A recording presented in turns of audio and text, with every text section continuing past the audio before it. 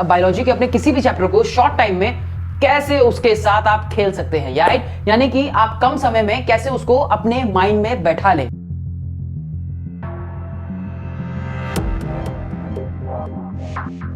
Hello learners, मैं हूं Gaurav Sharma, welcome two kelvin. आज मैं लेके आया हूं आपके लिए कि कैसे एक इतने बड़े चैप्टर को या आप बायोलॉजी के अपने किसी भी चैप्टर को शॉर्ट टाइम में कैसे उसके साथ आप खेल सकते हैं, राइट, यानी कि आप कम समय में कैसे उसको अपने माइंड में बैठा लें।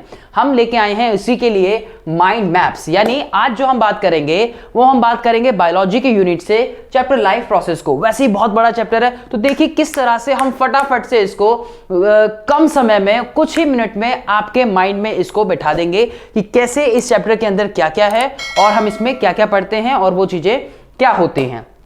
तो आज हमारे पास लाइफ प्रोसेस का mind map. So life process में जो सबसे पहले हम लोग बात करेंगे बच्चा लोग, अगर मैं दिखाऊं तो आपको कुछ इस तरह से हमारे इस चैप्टर में काफी सारे टॉपिक्स है, राइट। हम बात करेंगे वन बाय वन सभी टॉपिक्स के बारे में, वो भी बहुत कम समय में। तो सबसे पहला जो टॉपिक आता है यहाँ पे हमारा, या फिर मैं कहूं कि क्या मतलब होता है इस प्रोसेस का, इस वर्ड का क्या मतलब होता है बच्चा लोग, इस वर्ड का क्या मतलब होता है, what is the mean of life process here, क्या समझते हैं हम लाइफ प्रोसेस से। सो भाई सिंपली हम बात करते हैं जब भी लाइफ प्रोसेस के बारे में बात करते हैं, सो लाइफ प्रोसेस क्या होती है कि इस यूनिट में यानी कि इस चैप्टर में हम जो बात करते हैं वो बात करते हैं अपनी बॉडी की फिजियोलॉजी के बारे में। किसके बारे में बात करते हैं? बॉडी की फिजियोलॉजी के बारे में। सो फिजियोलॉजी का मतलब क्या है? फिजियोलॉजी जिसमें आप बहुत सारे सिस्टम पढ़ रहे हैं, राइट, आप उसमें reproductive system, excretory system, digestive system, ये सभी सिस्टम हम उसके अंदर पढ़ते हैं। सो उसमें ये जो प्रोसेसिंग है पूरी की पूरी, ये प्रोसेसिंग वो सिस्टम मिलकर चलाते हैं बॉडी की। ये जितने भी जो सिस्टम है ना, जिसमें कि अभी मैंने नाम लिए, ये सारे एक साथ फंक्शन करते हैं, और इन सभी के एक साथ फंक्शनिंग करने की वजह से हमारी बॉडी जो है वो मेंटेन रह पाती है, राइट। अगर कोई भी सिस्टम के ऊपर इफेक्ट पड़ता है, जैसे सपोज कि जैसे डाइजेस्टिव सिस्टम की बात करो, अगर उसमें कोई प्रॉब्लम आती है या उसमें अगर हमारे सिस्टम में कहीं ना कहीं कोई हम बीमार होते हैं या कुछ होता है, तो उसका कोई इफेक्ट जो है वो बाकी के सिस्टम्स पे भी दिखना स्टार्ट होता है। सो हम सिंपली ये कह सकते हैं साधारण शब्दों में कि लाइफ प्रोसेस का मतलब क्या है, एक मेंटेनेंस जॉब बॉडी की, क्या है, एक मेंटेनेंस जॉब है। और ये जो मेंटेनेंस जॉब होती है ये किसके थ्रू कंट्रोल होती है? ये कंट्रोल होती है बाय द वेरियस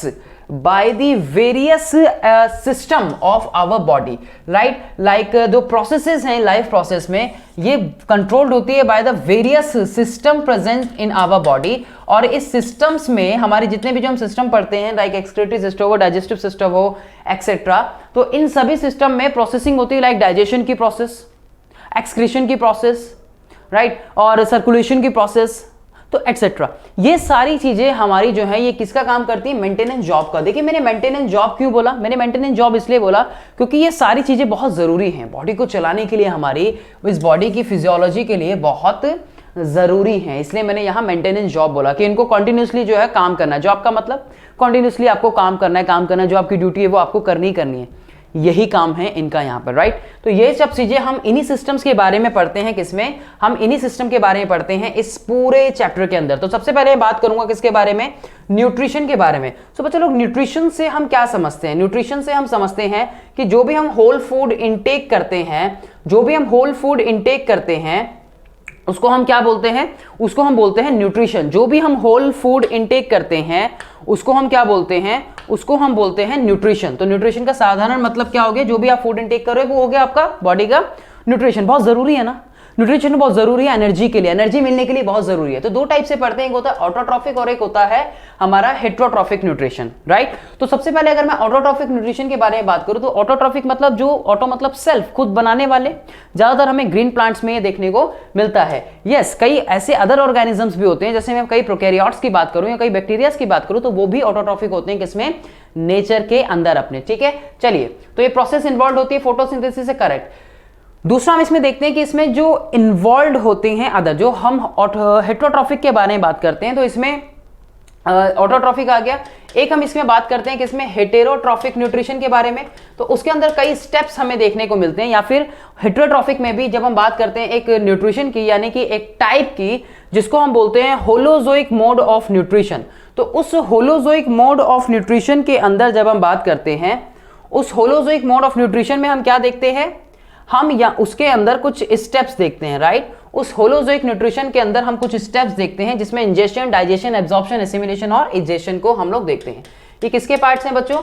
ये पार्ट्स हैं होलोजोइक मोड ऑफ न्यूट्रिशन के। ये पार्ट हैं किसके? होलोजोइक मोड ऑफ न्यूट्रिशन के। होलोजोइक का मतलब कंप्लीट मोड ऑफ न्यूट्रिशन, और वो होता है इन 5 स्टेप्स के साथ। इंजेशन, इनटेक करना, डाइजेशन, ब्रेक करना, इंजेशन, इनटेक करना यानी बॉडी के अंदर लेना, डाइजेशन, कॉम्प्लेक्स मॉलिक्यूल को सिंपलर मॉलिक्यूल में ब्रेक डाउन करना। एब्जॉर्प्शन का मतलब क्या होता है?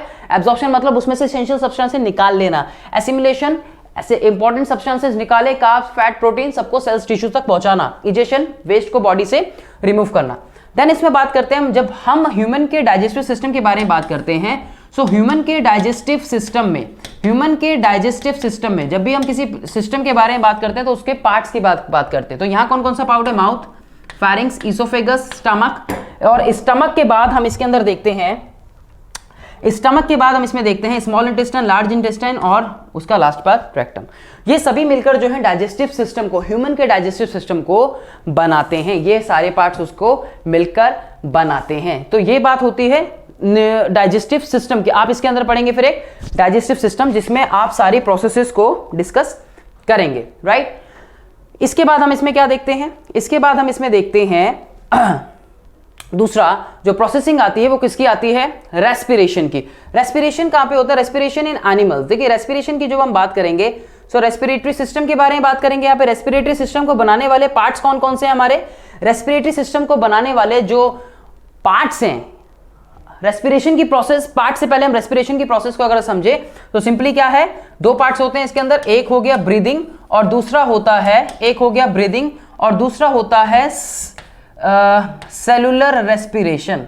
दूसरा होता है सेलुलर रेस्पिरेशन। 2 पार्ट्स में खत्म, 2 पार्ट में खत्म। ये एक पार्ट हो गया, दूसरा पार्ट हो गया। सेलुलर रेस्पिरेशन में फिर आप उसमें वो देखेंगे कि किस तरह से प्रोसेसिंग साइटोप्लाज्म में हो रही है। साइटोप्लाज्म के बाद वो कहां पे? माइटोकॉन्ड्रिया के अंदर हो रही है। एरोबिक और एनारोबिक रेस्पिरेशन 2 तरीके से आप इसको पढ़ेंगे। एक आप इसको एरोबिक, एक आप इसको पढ़ेंगे एरोबिक, ठीक है जी, और दूसरा आप इसमें पढ़ेंगे एनारोबिक। तो 2 तरीके से हम इसके अंदर इस प्रोसेसिंग को कंप्लीट करते हैं। रेस्पिरेटरी सिस्टम के बारे में बात करूं तो एल्वियोलाई ह्यूमन के, फिर वही सिस्टम जैसे मैंने अभी वहां पे बताया। सो ह्यूमन में alveoli, lungs, bronchi, bronchial, trachea, nostrils, ये ऊपर हो गया। अगर हम यहां से चले तो नॉस्ट्रिल, ट्रैकिया, ये सारे पार्ट्स जो हैं ये इस सिस्टम को बनाने वाले हैं। Main site alveoli, that is a primary site of exchange of gases. Lungs फिर आप इसके अंदर पढ़ते हैं जो मेजर पार्ट है इस सिस्टम का, राइट। 3 स्टेप अगर ब्रीदिंग के बारे में बात करें तो इंस्पायरेशन, गैसियस और एक्सपिरेशन, यानी इनहेल, एक्सहेलेशन और इनहेलेशन। फिर इसके अंदर वो मैकेनिज्म आती है इनहेलेशन और एक्सहेलेशन के अंदर, फिर किस तरह से फंक्शनिंग होती है उसकी, राइट। उस टाइम पे इनहेलेशन और एक्सहेलेशन के टाइम पे, मैकेनिज्म के टाइम पे कैसे जो थोरासिस कैविटी के अंदर चेंजेस आते हैं या फिर डायफ्राम की शेप में क्या चेंजेस आते हैं, वो सारी चीजें हम इसके अंदर पढ़ते हैं, ठीक है जी। तो ये बात रही रेस्पिरेटरी सिस्टम की। अच्छा, यहां पर एक चीज और ध्यान रखेंगे, तो इसके अंदर एक चीज और ध्यान रखेंगे अमीबा का।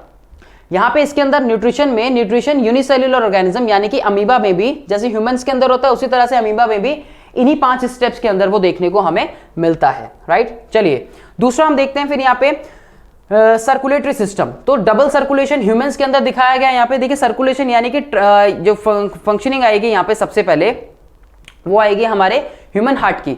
इस सर्कुलेटरी सिस्टम को बनाने वाले 3 पार्ट होते हैं। एक होता है हमारा हार्ट, ह्यूमन हार्ट, उसके बाद आ गया इसके अंदर ब्लड कैपिलरीज, ठीक है जी, या ब्लड कैपिलरीज में कहूं या ब्लड उसमें मैं वेसल्स में कहूं तो आर्टरीज और वेन्स, ठीक है, मेन उसकी बात करते हैं पहले।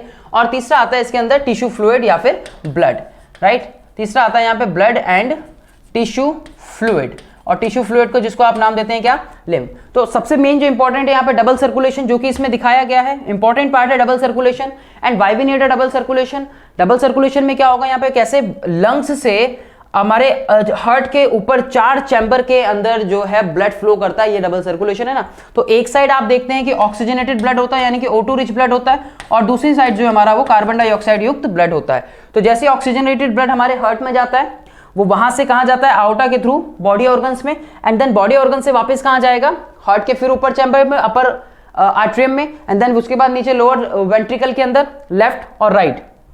तो इस तरह से आप इसको देखेंगे तो 2 बार ब्लड जो है वो किस तरह से फ्लो करता है बॉडी में, एक बार ऑक्सीजनेटेड और दूसरी बार डीऑक्सीजनेटेड, इसीलिए इसको डबल सर्कुलेशन का नाम दिया जाता है। इसीलिए इसको डबल सर्कुलेशन हम कहते हैं, इसलिए इसको डबल सर्कुलेशन का नाम दिया जाता है। 2 बार फ्लो करता है इसलिए इसको डबल सर्कुलेशन का नाम दिया जाता है। जब भी आप किसी सिस्टम को पढ़ेंगे ध्यान से सुने, उसके पार्ट्स को जरूर पढ़ें। तो ह्यूमन में सर्कुलेटरी सिस्टम है, ब्लड, हार्ट और ब्लड वेसल्स के बारे में हम 3 बात करेंगे। ट्रांसपोर्टेशन की प्रोसेस हमें प्लांट्स में देखने को मिलती है, जो कि किससे कंप्लीट होती है, जो कि कंप्लीट होती है वास्कुलर टिश्यूज से, जाइलम और फ्लोएम की हेल्प से, जो कि कंप्लीट होती है वास्कुलर बंडल से, वास्कुलर टिश्यूज से। जाइलम और फ्लोएम अपना रोल प्ले करते हैं। तो फ्लोएम की वजह से जो टर्म यहां पर निकल के आती है वो होती है ट्रांसलोकेशन, आप इसके अंदर पढ़ते हैं। और उसके बाद यहां से जो पढ़ते हैं आप वो प्रोसेस पढ़ते हैं ट्रांसपीरेशन की प्रोसेस को आप यहां पे डील करते हैं दोनों में, राइट। तो वाटर लॉस होना और दूसरा फूड और अदर जो मटेरियल्स या अदर जो सब्सटेंसेस फॉर्म होते हैं उनको ट्रांसलोकेट करना, उससे बनता है ट्रांसलोकेशन। लास्ट पार्ट की बात करते हैं किसकी, एक्सक्रीशन के बारे में, राइट। एक्सक्रीशन हमें यहाँ पे सबसे पहले जो हम बात करते हैं ह्यूमंस के अंदर देखते हैं एक्सक्रीशन की प्रोसेस। सो एक्सक्रीशन का मतलब क्या होता है साधारण भाषा में, एक्सक्रीशन मींस वेस्ट को रिमूव करना, वेस्ट को बॉडी से बाहर करना। तो ह्यूमंस के अंदर किडनी हेल्प करती हैं, किडनीज जो होती है वो हेल्प करती है in the formation of urine. Urine जो हमारी बॉडी का एक मेजर वेस्ट है, जैसे कार्बन डाइऑक्साइड बॉडी का एक मेजर वेस्ट है, तो आपकी बॉडी के जो 2 मेजर वेस्ट है वो हो गया कार्बन डाइऑक्साइड और दूसरा हो गया यूरिन, राइट। तो कार्बन डाइऑक्साइड क्या रेस्पिरेशन की प्रोसेस के थ्रू रिमूव होती है, दूसरा ये जो है कैसे रिमूव होगा, इस यूरिन जो है इस एक्सक्रीटरी सिस्टम की हेल्प से जो है रिमूव होगा। क्या प्लांट में, सवाल ये, क्या ह्यूमन से पहले हम लोग बात कर सकते हैं प्लांट्स की, क्या प्लांट्स में होता है, बिल्कुल प्रोसेस इन्वॉल्व होती है जिसमें हम ट्रांसपिरेशन की प्रोसेस को बोलते हैं। दूसरा कई गैसेस जो हम रिमूव करते हैं वो भी उनका एक वेस्ट मटेरियल माना जाता है। रेजिन्स जो हैं, गम्स जो हैं, वो भी प्लांट्स के एक्सक्रीटरी वेस्ट है, राइट। इसके अलावा रेजिन्स हो गए, राइट, और गम्स हो गई और गैसेस हो गई कई, ये जो रिमूव करते हैं तो वो उसके एक्सक्रीशन के अंदर आता है। मेन बात आती है यहाँ पे ह्यूमन की। ह्यूमन के अंदर जो बेसिक यूनिट है यूरिन को बनाने वाली वो कौन सी होती है, नेफ्रॉन। नेफ्रॉन को हम फंक्शनल यूनिट बोलते हैं किडनी की, और लाखों नेफ्रॉन्स जो हैं दोनों किडनीज के अंदर प्रेजेंट होते हैं। माइक्रोस्कोपिक स्ट्रक्चर होता है नेफ्रॉन के, कुछ पार्ट्स स्ट्रक्चर कई बार आ सकता है बनाने के लिए यूरिन फॉर्मेशन का। स्टेप्स बेसिकली मैं अभी आपको बताऊंगा। तो parts of nephron, Bowman's capsule, glomeruli and proximal convoluted tubule, distal convoluted tubule, loop of Henle and the collecting duct. These are the parts of the nephron. और nephron के अंदर किस तरह से फंक्शनिंग होती है ये आप जाके हमारे रिकॉर्डेड लेक्चर्स को देख सकते हैं, जो कि हमने लाइव प्रोसेस पे ऑलरेडी अपलोड किए हुए हैं, ठीक है। तो बेसिक हम यहाँ पे बात करने वाले हैं कि हम रिवीजन, एक शॉर्ट में रिवीजन कैसे करें। तो भाई जानते हैं आप कि किस तरह से ग्लोमेरुलाई जो टफ ऑफ कैपिलरीज होती हैं ब्लड को, उसको फिल्टर करने का काम करती हैं। यहां से सारा फिल्टर होके बॉमन्स कैप्सूल के अंदर जाता है, जहां पर सारी चीजें फिल्टर होती हैं, वेस्ट भी और आपका जो इसेंशियल और नॉन इसेंशियल दोनों सब्सटेंसेस जो है वो फिल्टर होके यहाँ पे जाते हैं। देन वो जाते हैं नीचे ट्यूब्यूल्स के पास। ट्यूब्यूल्स में क्या होता है, सेलेक्टिव रीअब्जॉर्प्शन।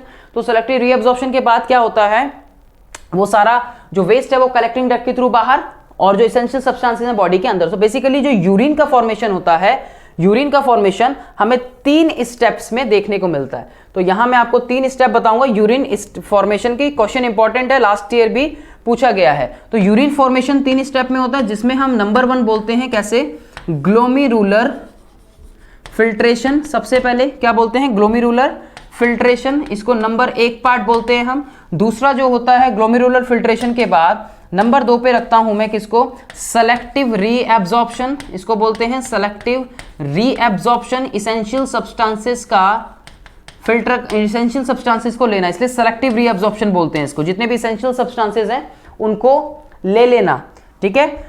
साल्ट्स हो गए इंपॉर्टेंट, प्रोटीन्स हो गए, अमाइनो एसिड्स, ये सब। और उसके बाद थर्ड आता है यहाँ पे सिक्रीशन। सिक्रीशन में क्या होगा, सिक्रीशन में होगा जितना भी जो वेस्ट है वो बॉडी से कलेक्टिंग डक्ट के थ्रू, यानी कलेक्टिंग डक्ट से यूरेटर में चला जाएगा एंड वहां से ब्लैडर के थ्रू बॉडी के अंदर। ये सारी चीजें बच्चा लोग हम इस चैप्टर के अंदर पढ़ते हैं। आई होप कि इन शॉर्ट में आपको कुछ ये बताने में यहां पर मदद कर पाया हूं इस पूरे चैप्टर में। सो बहुत इंपॉर्टेंट चैप्टर है आपकी पूरी बुक का, ठीक है, इंपॉर्टेंट चैप्टर है। और यहां से 5 मार्क्स के क्वेश्चन जरूर फ्रेम होता है, हर साल होता है, इस साल भी आएगा, ठीक है। तो ध्यान रखिएगा। अगर आपको ये वीडियो पसंद आई है तो इसको अपने फ्रेंड्स के साथ शेयर करें और इसको लाइक करें। Thank you so much.